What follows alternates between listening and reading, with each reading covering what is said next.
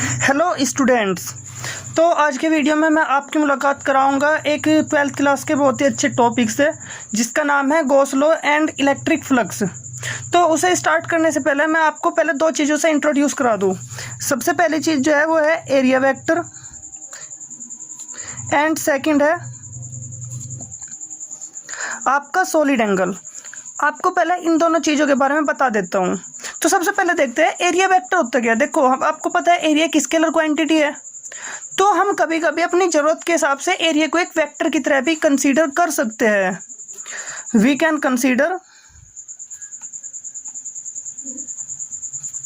Area as a vector. Alright, तो हम area को एक वेक्टर की तरह कंसीडर कर सकते हैं। तो इसकी जब ये वेक्टर की तरह कंसीडर कर रहे हैं, हमें तो एक बात पता है भाई, वेक्टर के एक तो मैग्नीट्यूड होता है, एक डायरेक्शन होता है। हाँ भाई, एरिया का एक मैग्नीट्यूड तो होता है, लेकिन इसकी डायरेक्शन कहाँ से लाओगे? तो जो इसकी डायरेक्शन होती है किसी भी सरफेस के परपेंडिकुलर होती है और उससे आउटवर्ड होती है, which is direction of area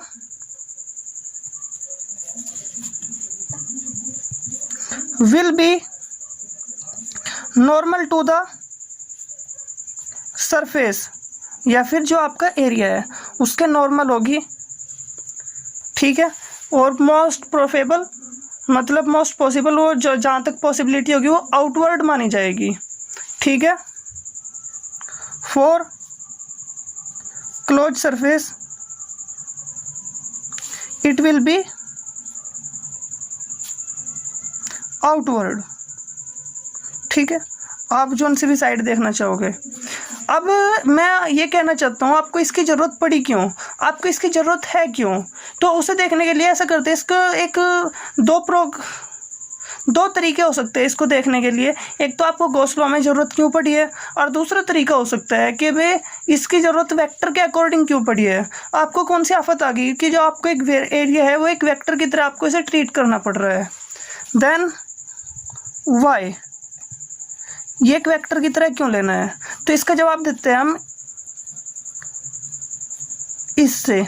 हम एक पैरेललोग्राम को इमेजिन करते हैं, और ये पैरेललोग्राम में एक आपका जो एक साइड है ये है वेक्टर बी, एंड एक जो साइड है ये है वेक्टर सी, और मुझे इसका एरिया निकालना है। दोनों के बीच का एंगल है थीटा।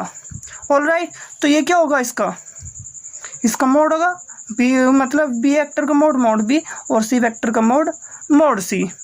ठीक है, अब जो इसका वेक्टर होगा वो कितना होगा, अब हमें निकालना है। अब हमें पता है, हम इसको हम दो भागों में तोड़ देते हैं। ऑलराइट, हमने इसको जब दो भागों में तोड़ लिया तो इसका एरिया और इसका एरिया दोनों का आपस में इक्वल होगा ड्यू टू द सिमेट्री। अब ऐसा करते हैं, मुझे इसका एरिया निकाल लूँ, और मुझे क्या होगा, पैरेलल इसका 2 टाइम्स करने के बाद मुझे इस पैरेललोग्राम का एरिया मिल जाएगा। तो मैं क्या करता हूँ, यहाँ से एक परपेंडिकुलर डालता हूँ। ये परपेंडिकुलर क्या होगा, ये इसकी हाइट होगा। सेम परपेंडिकुलर मैं यहाँ से डालूँगा तो ये भी क्या होगा, इसकी हाइट होगा। ठीक है, अब मुझे इस हाइट की लंबाई चाहिए।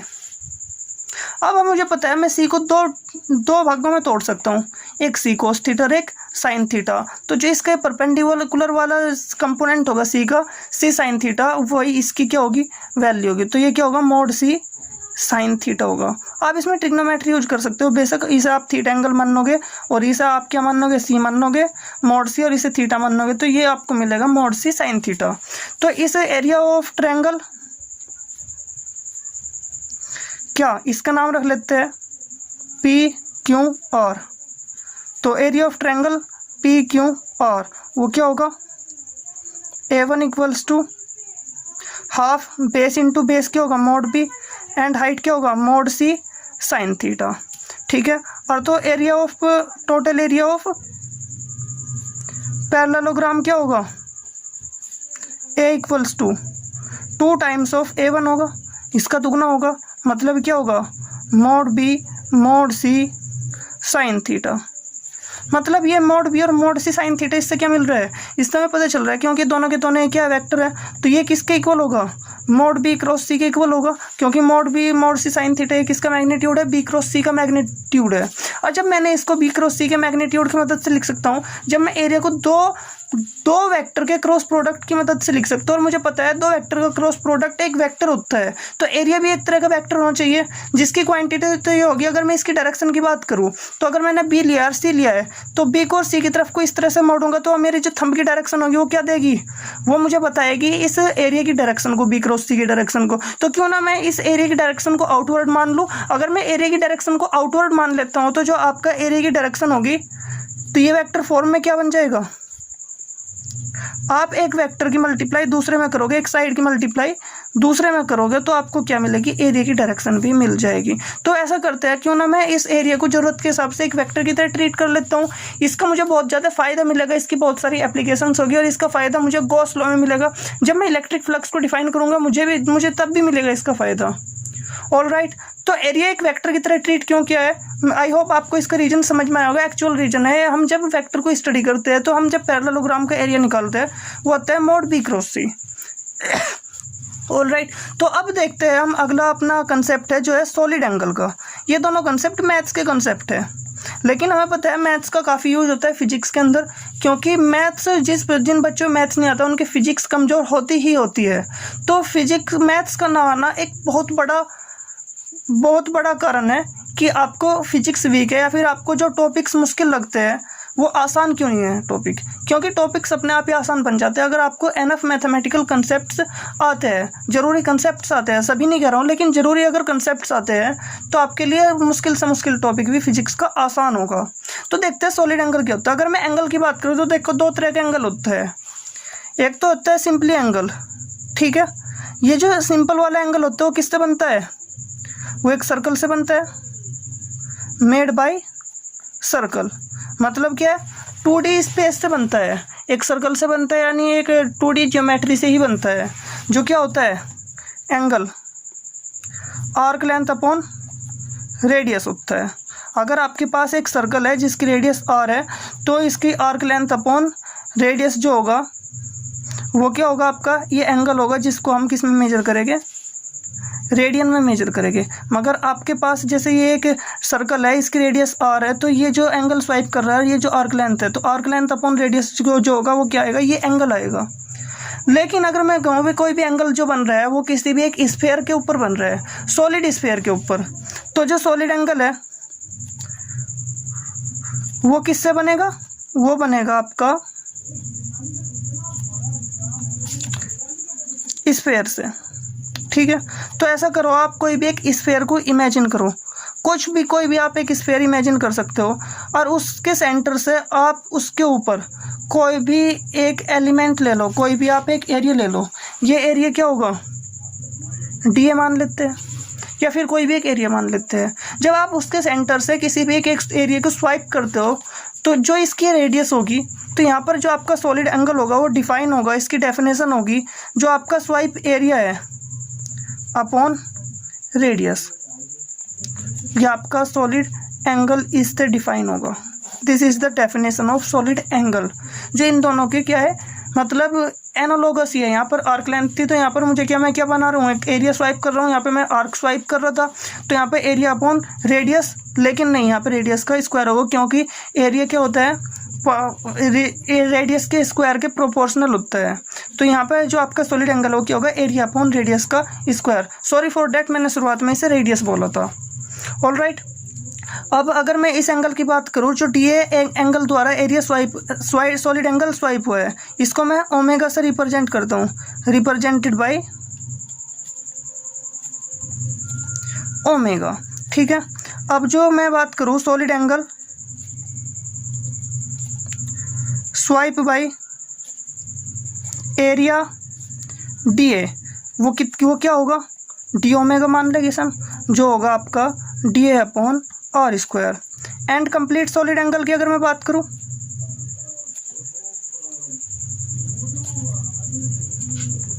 फॉर ए स्फीयर, एक स्फीयर का जो कंप्लीट सॉलिड एंगल होता है वो कितना होता है, सो ओमेगा ले लेता हूँ, तो इसका जो टोटल एरिया है अपॉन में रेडियस का स्क्वायर होगा। अब इसका टोटल एरिया क्या होता है हमें स्फीयर का हमें पता है 4πr² होता है, जिसको नहीं पता है वो याद कर ले 4πr² होता है किसी भी एक स्फीयर का सरफेस एरिया बार बार का जो एरिया होता है अपॉन r² इक्वल्स टू क्या आएगा 4π। मतलब क्या है किसी भी क्लोज सरफेस के लिए या फिर किसी भी एक स्फीयर के लिए, स्फीयर एक क्लोज ही तो होता है चारों तरफ से, उसके लिए जो आपका सॉलिड एंगल होता है वो कितना होता है 4π होता है। ठीक है, तो चलिए अब हम पढ़ते हैं आज का कंसेप्ट जो है सिंपली इलेक्ट्रिक फ्लक्स। तो आप क्या सोचते हो फ्लक्स के बारे में? फ्लक्स का मतलब होता है टू फ्लो। फ्लक्स का क्या मतलब होता है कि कोई भी चीज़ कितने फ्लो हो रही है, मतलब कि आपका इलेक्ट्रिक चार्ज या फिर आपका इलेक्ट्रिक फील्ड कितना फ्लो हो रहा है किसी भी एक सरफेस से, ये आपको कुछ इस टाइप की फीलिंग देता है। ठीक है, तो मैं इसको डिफाइन करता हूँ। Electric flux is defined as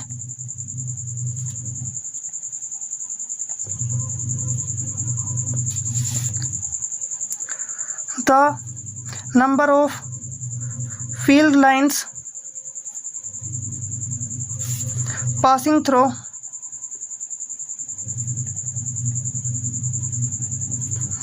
a given surface in electric field।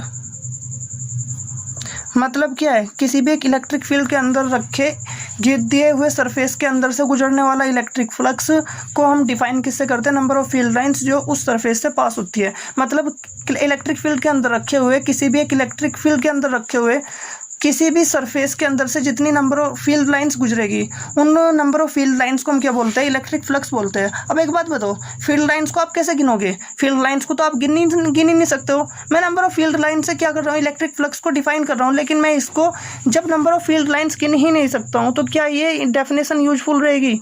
नहीं, ये डेफिनेशन यहाँ पर तो यूजफुल नहीं है मैथमेटिकल वे में, लेकिन हम इसको काफ़ी इंट्यूटिवली जब हमें ज़रूरत पड़ती है, जब हमें इंट्यूटिवली सोचना होता है तो हमें ये एनालिसिस ये डेफिनेशन काम आती है, लेकिन ये मैथमेटिकल एनालिसिस में इंपॉर्टेंट नहीं है। ये डेफिनेशन काफ़ी इंपॉर्टेंट है। तो मैं इसको एक और वे में डिफाइन करता हूँ इलेक्ट्रिक फ्लक्स को और करके। Electric flux through a surface A in placed in electric field E is defined as phi E equals to whole integral of E dot dA। Yes, this is the definition of electric flux। तो किसी भी एक surface से गुजरने वाला जो electric field के अंदर रखा हुआ है सरफेस ए, तो उसके अंदर से गुजरने वाला जो इलेक्ट्रिक फ्लक्स है, इलेक्ट्रिक फ्लक्स को मैं फाई ई नोटेशन से रिप्रेजेंट करता हूँ। उसको मैं डिफाइन करता हूँ whole integral of E dot d A. जो ये होल इंटीग्रल है क्या बताता है, जो आप मतलब पूरे के पूरे सरफेस का इंटीग्रल करोगे, ठीक है ना, तो आप क्या करोगे, इलेक्ट्रिक फील्ड का एरिया की रेस्पेक्ट में इंटीग्रल करोगे, लेकिन दोनों के बीच में डॉट प्रोडक्ट है, क्योंकि मैंने एरिया को एक वेक्टर की तरह ट्रीट किया है यहाँ पर। और जब मैं एरिया को एक वेक्टर की तरह ट्रीट कर रहा हूँ तो जो आपका इलेक्ट्रिक फ्लक्स होगा वो क्या होगा, integral of E dot d ए। ये वेक्टर फॉर्मेट में और ये इसकी मैथमेटिकल डेफिनेशन है। ये थोड़ा मुश्किल लग रहा होगा, लेकिन ये दोनों डेफिनेशन एक दूसरे से मेल कैसे करती है उसके लिए पहले हम देखते हैं जो आपका इलेक्ट्रिक फ्लक्स है इसको मैं और मतलब ये मुश्किल से आसान वे में कैसे ला सकता हूँ, तो इसे थोड़ा सा और ईजी करते हैं। ठीक है, तो अब मैं कुछ एग्जाम्पल की तरह इसे ईजी करने की कोशिश करूँगा। एग्जाम्पल ये है कि आपके पास एक इलेक्ट्रिक फील्ड है ई, जैसा मैंने इस डायग्राम में शो किया है। यह आपका इलेक्ट्रिक फील्ड है ई, और इसके अंदर एक सरफेस रखा है जिसका एरिया वेक्टर है ए, और ई और ए के बीच का एंगल कितना है, थीटा है। ठीक है, अब इससे गुजरने वाला इसका सरफेस एरिया कितना है, ए है, और यहाँ पर जो थीटा है वो कितना है, 0 डिग्री है। तो यहाँ से जो इससे गुजरने वाला जो फ्लक्स होगा वो क्या होगा, whole integral of E dot d A होता है। अब देखो दो का वेक्टर प्रोडक्ट है तो ये क्या होगा, whole integral of E d A cos theta होता है, क्योंकि dot product is defined as mod of first vector and mod of second vector into cos theta. अब जब मैं यहाँ पे वेक्टर का साइन नहीं लगा रहा हूँ तो ये किसका क्या मतलब है, मैं इसका सिर्फ मैग्नीट्यूड ले रहा हूँ, ठीक है। अब मैं इसका सिर्फ मैग्नीट्यूड ले रहा हूँ तो यहाँ पे मैं थीटा कितना है 0 डिग्री है, और cos 0 कितना होता है 1 होता है, जिससे मुझे क्या मिला integral of E d A. और यहाँ पर ई क्या है, इलेक्ट्रिक फील्ड कांस्टेंट है तो ई बाहर आ जाएगा और इंटीग्रल ऑफ डी ए। और जब मैं डी ए का इंटीग्रेशन कर रहा हूँ सारे के सारे छोटे छोटे डी ए को जोड़ रहा हूँ तो मुझे क्या मिलेगा, इसका टोटल एरिया मिलेगा, मतलब ई इंटू ए होगा। तो मतलब इससे गुजरने वाला इलेक्ट्रिक फील्ड क्या होगा, अगर आपके किसी भी एक कांस्टेंट यानी यूनिफॉर्म इलेक्ट्रिक फील्ड के अंदर कोई भी एक सरफेस रखा है तो उस सरफेस से गुजरने वाला जो नेट इलेक्ट्रिक फ्लक्स होगा वो क्या होगा, वो सरफेस और उस इलेक्ट्रिक फील्ड की मल्टीप्लाई का इक्वल होगा। और ये कंसिक्वेंस आपको याद रखना है कि electric field into area vector आपका क्या होगा, वो सॉरी इलेक्ट्रिक फील्ड इंटू जो एरिया होगा उन दोनों का जो प्रोडक्ट होगा वो क्या होगा, आपका इलेक्ट्रिक फ्लक्स होगा, ठीक है। तो आप क्या करोगे, अगर दोनों के बीच में एंगल 0 डिग्री है, लेकिन अब आपको एक अलग एग्जांपल से समझाता हूँ। अगर दोनों के बीच में कोई ना कोई एंगल हुआ, मान लेते हैं आपका इलेक्ट्रिक फील्ड की डायरेक्शन ऊपर की तरफ को है, यह आपका इलेक्ट्रिक फील्ड है, यूनिफॉर्म इलेक्ट्रिक फील्ड है, कांस्टेंट इलेक्ट्रिक फील्ड है। थोड़ा आपका डायग्राम मतलब में एरर हो सकती है, डायग्राम के बीच का जो फासला है ना, ये डिस्टेंस है, ये इक्वल होनी चाहिए यूनिफॉर्म इलेक्ट्रिक फील्ड के अंदर, ये थोड़ी मिस्टेक बाय मिस्टेक हो सकती है। और फिलहाल आपका जो एरिया रखा है उस एरिया वेक्टर की डायरेक्शन कुछ ऐसे है ए, जो इसके साथ क्या बना रहा है, थीटा एंगल बना रहा है, ठीक है। तो यहाँ पर क्या है, जो एंगल है, एंगल बिटवीन ए एंड ई जो कितना है, थीटा है। एरिया वेक्टर और इलेक्ट्रिक फील्ड के बीच का एंगल क्या है, थीटा है। तो यहाँ से गुजरने वाला, ए से गुजरने वाला जो इलेक्ट्रिक फ्लक्स है इसका एरिया क्या है, ए। वो इलेक्ट्रिक फ्लक्स क्या होगा, whole integral of E dot d A होगा। मतलब क्या है, whole integral of E d A cos theta. यहाँ पर थीटा 0 नहीं है, ई तो कांस्टेंट है, बाहर आ जाएगा, एंड कोस थीटा भी कांस्टेंट है, बाहर आ जाएगा। तो E cos theta into integration of D A. और जब डी ए का मैं पूरा इंटीग्रेशन करूँ तो मुझे क्या मिलेगा, एरिया मिलेगा। तो यहाँ से क्या मिलेगा मुझे, ई ए कोस थीटा। मतलब क्या है, आप इसको ऐसे भी सोच सकते हो, जो आपका ई कोस थीटा इंटू ए, मतलब एरिया की डायरेक्शन में आपका इलेक्ट्रिक फील्ड है। इलेक्ट्रिक फील्ड को आप दो कंपोनेंट में तोड़ दो, एक ई कोस थीटा और एक ई साइन थीटा। एक तो वो वेक्टर जो एरिया की डायरेक्शन में, और एक वो कंपोनेंट जो एरिया के परपेंडिकुलर है। अब परपेंडिकुलर है तो उसमें थीटा 90 डिग्री हो जाएगा, तो कोस 90 0 होता है। लेकिन मुझे क्या करना है, ये मैं उस इलेक्ट्रिक फील्ड को लूँगा जो एरिया की डायरेक्शन में है और उसकी मल्टीप्लाई में एरिया से कर दूंगा, तो मुझे क्या मिल जाएगा, इलेक्ट्रिक फील्ड मिल जाएगा। अब यहीं से हम देख पा रहे हैं कि यहाँ पर जो हमने शुरुआत में डेफिनेशन लिखी थी इसमें एक छोटी सी एरर रहेगी। मैंने कहा भाई number of field lines passing through A given surface. मैंने यहाँ पर एक मिस्टेक ये किया है कि जो आपका गिवन सरफेस है उसके परपेंडिकुलर कितनी number of field lines pass हो रही है, एंड परपेंडिकुलर टू इट, ठीक है। तो जो आपका गिवन सरफेस है उसके परपेंडिकुलर कितनी number of field lines pass हो रही है, एक्चुअल डेफिनेशन ये है। Sorry for that. एंड ये आई होप आपको ये कंसेप्ट समझ आ गया होगा कि आप इलेक्ट्रिक फील्ड किसी भी मतलब किसी भी वेक्टर का या फिर किसी भी सिचुएशन में आप किसी भी सरफेस के अंदर से कैसे निकाल सकते हैं अगर आपको इलेक्ट्रिक फील्ड और वेक्टर दे रखा है। और ये कंसिक्वेंसेज डायरेक्टली किसी भी डेरिवेशन में यूज हो जाते हैं, जो मैंने दोनों एग्जांपल दिए। अगर देखो दोनों ये दोनों सेम ही है, इसमें कोई फ़र्क नहीं है, क्योंकि ए और ए तो मैंने कांस्टेंट ही माना है। तो अगर आपके पास कोई भी एक सरफेस है और कोई भी आपके पास इलेक्ट्रिक फील्ड है, दोनों के बीच का एंगल थीटा है, तो हम बोल सकते हैं जो आपका फ्लक्स होगा वो क्या होगा, ये कोस थीटा होगा। और अगर दोनों एक ही डायरेक्शन में तो ई इंटू ए होगा डायरेक्टली। तो ये आपको डायरेक्टली ही याद रखना है। तो चलिए अब हम अगला कंसेप्ट पढ़ते हैं। अगला कंसेप्ट क्या, अब हम इसे समझते हैं। अभी जो आपकी पहली डेफिनेशन है नंबर ऑफ फील्ड लाइंस वाली, और जो ये दूसरी डेफिनेशन है ई डॉट डी ए, ये दोनों एक दूसरे से इंटरलिंक्ड कैसे है, ये दोनों डेफिनेशन एक दूसरे के प्रोपोर्शनल क्यों है, हमें पता कैसे चलेगा। तो बच्चों मैंने आपको एक बात बताई थी, हम ये चीज़ें नोट करके लिखेंगे कि जो आपका इलेक्ट्रिक फील्ड इंटेंसिटी है वो क्या बताता है, कहाँ पर इलेक्ट्रिक फील्ड ज़्यादा और कहाँ पर इलेक्ट्रिक फील्ड कम है। तो मैंने जब इलेक्ट्रिक फील्ड लाइंस का कंसेप्ट दिया था तो मैंने बताया था मोर number of electric field lines, जितनी ज़्यादा इलेक्ट्रिक फील्ड लाइंस होगी ग्रेटर इलेक्ट्रिक फील्ड इंटेंसिटी। तो जितनी ज़्यादा इलेक्ट्रिक फील्ड लाइंस होगी उतनी ज़्यादा क्या होगी electric field intensity, sorry more number of नहीं, ग्रेटर डेंसिटी ऑफ, मतलब ज़्यादा इलेक्ट्रिक फील्ड लाइंस कम स्पेस के अंदर। तो जितनी ज़्यादा इलेक्ट्रिक फील्ड लाइंस कम स्पेस के अंदर होगी वहाँ पर इलेक्ट्रिक फील्ड इंटेंसिटी इतनी ही ज़्यादा होगी।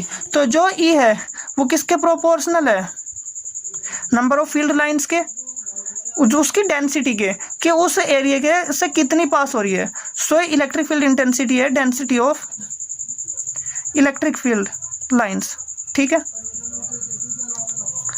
अब मैं कह रहा हूँ मेरे पास कोई भी एक एरिया है, उससे कितनी नंबर ऑफ फील्ड लाइंस गुजर रही है।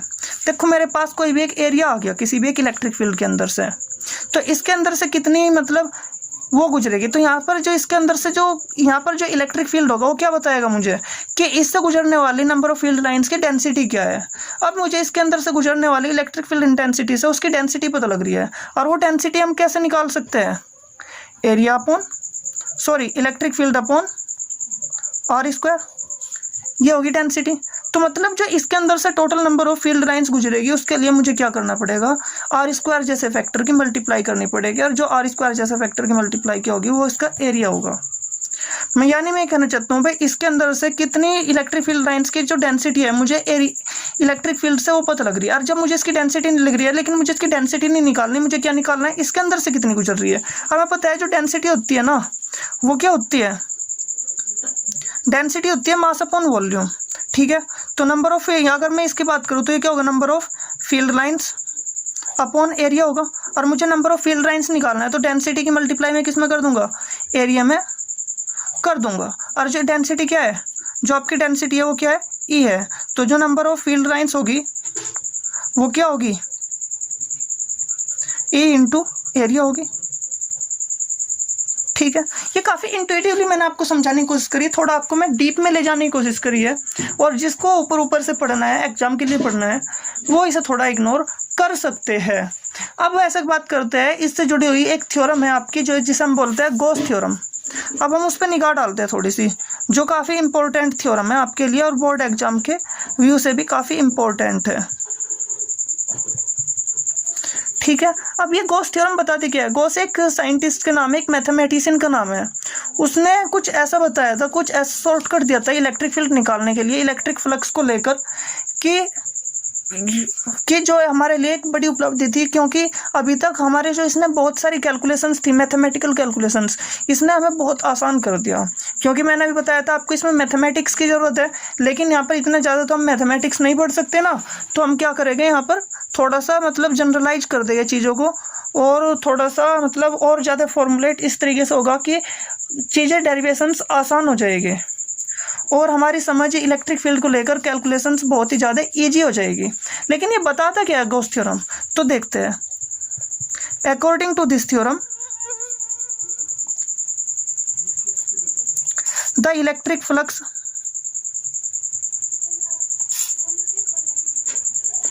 पासिंग थ्रू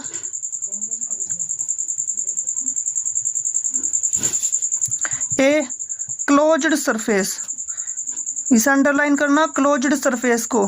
क्लोज सरफेस क्या होता है, is equal to 1/ε0 times of charge inside the close surface, जिसे हम बोलेंगे क्यू इन, ठीक है। ये बताती है थ्योरम। बेसिकली लिखा क्या है, ये कह रहा है किसी भी एक क्लोज सरफेस, किसी एक बंद सरफेस से गुजरने वाला जो टोटल इलेक्ट्रिक फ्लक्स होता है वो बेसिकली उस क्लोज सरफेस के अंदर जितना चार्ज है ना उसका 1/ε0 टाइम्स होता है। मतलब क्या है, जो आपका किसी भी क्लोज सरफेस से गुजरने वाला इलेक्ट्रिक फ्लक्स होगा वो क्या होगा, जो क्लोज सरफेस के अंदर आपका चार्ज रखा हुआ है क्यू इनसाइड है अपॉन ε0 इसके इक्वल होगा। यह बताता है आपका आपकी गॉस थ्योरम। अब इसका मतलब क्या है, अगर मैं इसके दो प्रूफ, एक तो मैथमेटिकल प्रूफ है, लेकिन इसका एक इंटुइटिव प्रूफ भी है, हम इसको इंटुइटिवली भी समझ सकते हैं। भाई ऐसा कैसे हो गया, ये क्यों इनसाइड अपॉन एप्सिलॉन नॉट के इक्वल कैसे है। तो देखो जो आपका इलेक्ट्रिक फील्ड है वो कैसे वेरी करता है, वो क्या है, density of electric field lines है, लेकिन मुझे क्या चाहिए, नंबर ऑफ फील्ड लाइंस। तो जो फ्लक्स है वो क्या है, एक नंबर ऑफ फील्ड लाइंस को मेजर करता है, लेकिन जो फ्लक्स है जो फ्लक्स है फाई ई, इंटुइटिव प्रूफ देखो, मतलब वैसे ही देख कर, तो जो आपका फ्लक्स है फाई ई ये किसके प्रोपोर्शनल होना चाहिए, ये है ई इंटू ए है, लेकिन जो ई है वो किसके प्रोपोर्शनल है, 1/r स्क्वायर के, और जो ए है वो किसके प्रोपोर्शनल है, r स्क्वायर के। तो बेसिकली एंड ये प्रोपोर्शनल है, और किसके, क्योंकि प्रोपोर्शनल है, जितना ज़्यादा चार्ज होगा उतनी ज़्यादा इलेक्ट्रिक फील्ड इंटेंसिटी होगी। तो मतलब ये r स्क्वायर तो कैंसिल हो जाएगा, तो जो फाई ई है वो बेसिकली प्रोपोर्शनल रह जाता है, क्योंकि मतलब क्यों अगर एप्सिलॉन नॉट तक कॉन्स्टेंट है तो ये क्या होगा, क्यों अपॉन एप्सिलॉन नॉट होगा। अब इसको एक तरीके से और समझ सकते हैं हम, केवल हमारे पास केवल अकेला यही तरीका नहीं है, हम इसको एक तरीके से और देख सकते हैं। फॉर एग्जांपल आपके पास ये कोई भी एक सरफेस रखा है, एक 2D क्लोज सरफेस, जो एक बॉक्स है, ये रखा हुआ है आपके पास, एक बॉक्स है ये, ठीक है, जो एक इलेक्ट्रिक फील्ड में रखा हुआ है। अब एक बात बताओ, अगर मैं कहूँ भाई इसके अंदर से गुजरने वाला जो टोटल इलेक्ट्रिक फ्लक्स है वो कितना होगा, भाई देखो जितना इलेक्ट्रिक फ्लक्स इसके अंदर से एंटर कर रहा है और जितना इसके अंदर से बाहर जा रहा है वे दोनों आपस में इक्वल होगा, इतने इसके अंदर एंटर कर रहा है और इतने इससे बाहर निकल रहा है, तो यहाँ से टोटल इलेक्ट्रिक फ्लक्स 0 हो जाएगा। मतलब क्या है, फाई इनसाइड जो इसके अंदर आ रहा है और जो फाई आउटसाइड है वो क्या हो गया, आपस में इक्वल हो गया, और तो जो फाई नेट है जो टोटल इलेक्ट्रिक फ्लक्स है यहाँ पर वो क्या हो गया, 0 हो गया।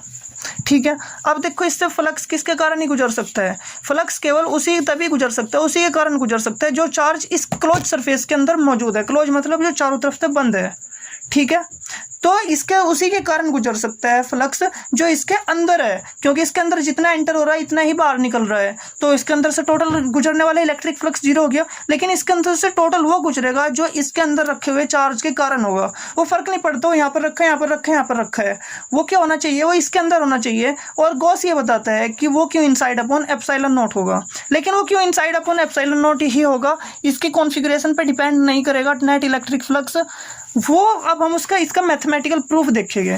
तो चलिए ऐसा करते हैं, अब इसका मैथमेटिकल प्रूफ देखते हैं।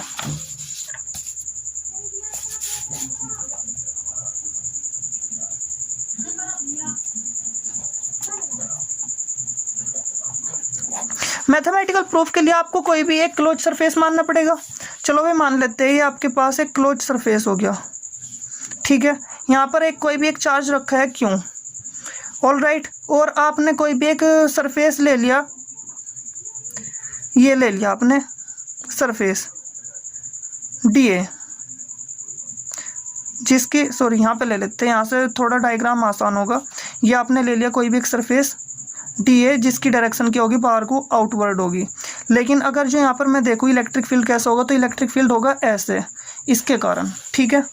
अब मैं कहने लगूँ भाई इस पॉइंट पर जो इलेक्ट्रिक फील्ड होगा, ये पॉइंट P मान लेते हैं, तो इलेक्ट्रिक फील्ड एट P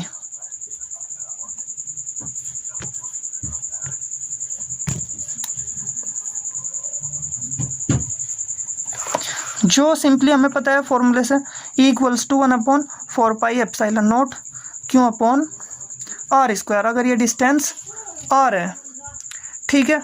अब ऐसा करता हूँ भाई इस r रेडियस का मैं एक सर्कल को इमेजिन करता हूँ, या फिर ऐसा करो आप इमेजिन मत करो, आपको ये मिल गया E।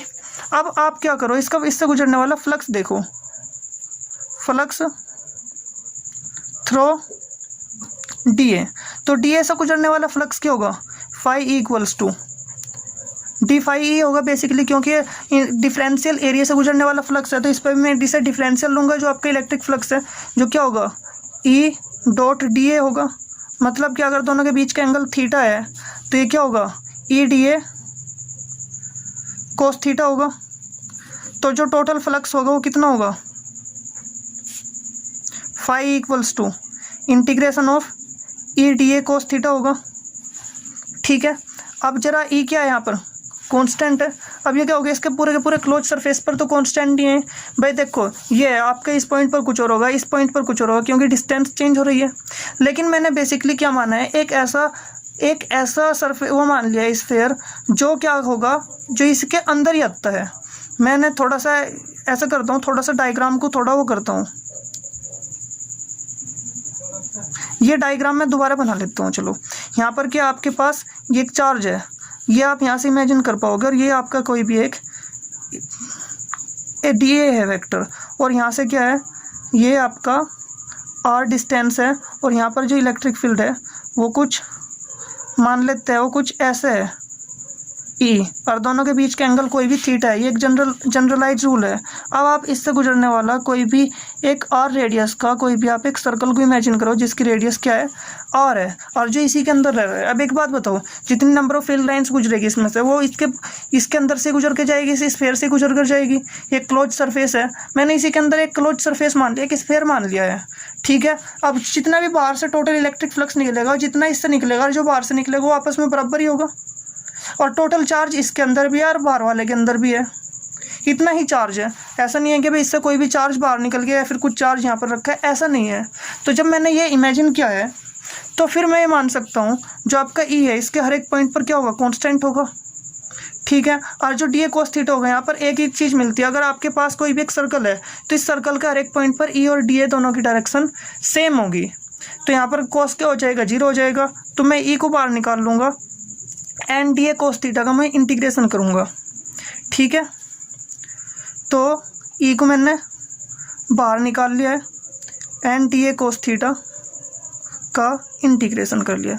या फिर ऐसा ही मत करो, आप बेसिकली ऐसा कर सकते हो, और जब आपने ई इंटू, और जब आप डी ए कोस थीटा रखोगे और इस कोस थीटा को आप क्या करोगे, 0 रखोगे, तो ई इंटू डी ए आएगा, इंटीग्रेशन ऑफ इस पूरे के पूरे सरफेस का एरिया क्या होता है, 4πr² होता है, ई इंटू 4πr² होगा। जरा ई की वैल्यू रखना 1/4πε0 Q/r² इंटू 4πr²। तो इससे ये काट लिया, एंड r² से r² गया, तो क्या बचा, Q/ε0। लेकिन यहाँ से आप एक दूसरा अप्रोच भी यूज कर सकते हो। वो दूसरा अप्रोच क्या है, आप ई की वैल्यू रखो इसके अंदर से, तो फाई ई जो होगा वो क्या होगा, ई की वैल्यू रखी, integration of 1/4πε0 Q/r² into d A cos theta. अब देखो Q/4πε0 तो बाहर आ जाएगा, क्या बचा, integration of D A cos theta upon r²। देखो ये कोस थीटा है, ये जो कोस थीटा अगर आपके पास ई ऐसा है या फिर डी ए ऐसा है, तो जो डी ए है ना, अगर मैं इसका कोस थीटा करता हूँ तो मुझे वो उस वाले सर्कल की डायरेक्शन मिलेगी, उस वाले सर्कल के आउटवर्ड डायरेक्शन मिलेगी, जिसका ये हिस्सा है जो इसके अंदर से गुजर के जा रहा है। तो D A cos theta upon r², ये क्या होगा आपका, डी ओमेगा होगा, क्या होगा, सॉलिड एंगल। तो ये क्या होगा, ये होगा एक सॉलिड एंगल, जो Q/4πε0 बाहर निकल गया, तो इसके अंदर क्या बचेगा, डी ओमेगा बचेगा। किसी भी क्लोज सरफेस के लिए, स्फीयर के लिए जो डी ओमेगा होता है, सॉलिड एंगल होता है, उसका जो समेशन होता है क्या होता है, 4π होता है। तो Q/4πε0 इंटू 4π, तो 4π से 4π कटने के बाद क्या आएगा, Q/ε0 आएगा। ये दोनों ही रास्ते हैं, जिस भी रास्ते से आपको अच्छा लगे, जिस भी तरीके से आपको अच्छा लगे, आप उससे कर सकते हैं। अब हम इसको क्या, इसका यूज क्या है, देखो जहाँ पर भी हमें प्रॉब्लम के अंदर सिमेट्री मिलेगी, जहाँ पर भी मतलब मुझे क्या होगा, मेरे पास एक कॉम्प्लेक्स सी प्रॉब्लम होगी कि आपके पास मतलब एक बड़ा तार दे दिया, फिर कुछ भी दे दिया, और आपको इलेक्ट्रिक फील्ड निकालना होगा। अब इलेक्ट्रिक फील्ड निकालते वक्त आपकी समस्या यह है कि जो आपका इंटीग्रेशन है उसमें डायरेक्शन का भी इशू है, और जो आपका इंटीग्रेशन है वो काफ़ी कॉम्प्लिकेटेड है, और हमें पता है फिजिक्स वाले तो काफ़ी लेजी होते हैं। तो उसके लिए हम आसान तरीका देखेंगे, तो वहाँ पर हम देखेंगे क्या सिमेट्री बन रही है कोई, अगर कोई ऐसा क्लोज सरफेस बन पा रहा है जहाँ पर सिमेट्री हो, तो क्लोज सरफेस का आ जाएगा गॉसियन सरफेस, और हम क्या करेंगे, उससे गुजरने वाला इलेक्ट्रिक फ्लक्स निकाल लेंगे, और एक हमारी अपनी डेफिनेशन से निकाल लेंगे। एक तो हम गॉस थ्योरम से निकाल लेंगे, जो क्या होगा, क्यों इनसाइड अपॉन ε0 होगा। एक हम अपनी डेफिनेशन से निकाल लेंगे, और दोनों इलेक्ट्रिक फ्लक्स को जब हम इक्वल रखेंगे तो मुझे इलेक्ट्रिक फील्ड की वैल्यू मिल जाएगी आसानी से। हम उन सभी एग्जाम्पल्स को देखेंगे अगली वीडियो के अंदर।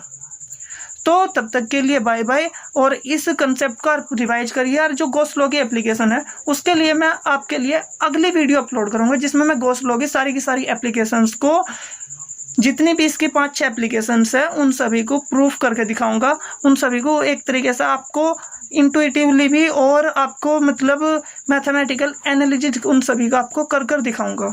So thanks for watching the video.